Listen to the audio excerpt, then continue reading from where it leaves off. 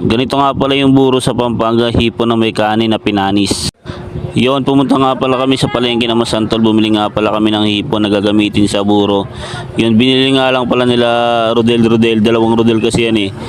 Yung sariwang hipon na ilalagay sa buro. Ganyan mangyayari kapag luto na. Yan, nilaga lang nila yung hipon. Sa paggawa ng buro, dapat bagong saing yung ilalagay mong kanin. Tapos ilalagay mo na dyan yung hipon. Tapos lalagyan, yung kanin pala nilagyan ng asin yan. Yan, nilagyan ng asin, tapos nilagyan din yan ng luya. Yan, ganyan lang yung timpla ng burong kanin na may hipon. Pag ikaw natin pabuto baka sabi mo, sarap naman ito, sabi mo. Hindi kasi nila tinitikpan eh, no? Ilang linggo to na ibuburo? Mga, isang linggo.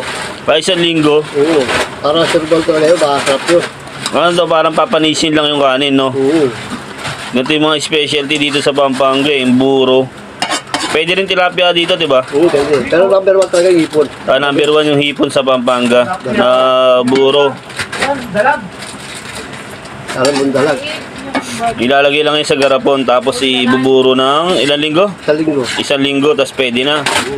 Ano yung igigisa? Gigisa, oo.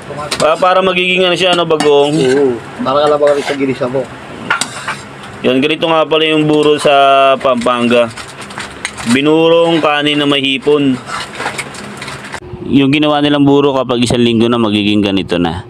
Siyempre magluluto rin sila ng buro. Yan, dinamihan nila ng kamatis. Mas masarap daw ang buro kapag maraming kamatis. Yan, tas nilagay na yung buro na hipon na may kanin. Yung unang kita ko nga pala sa buro na to, ang gara tignan. Akala mo talaga suka ng lasing eh. Pero napakasarap pala pag naluto.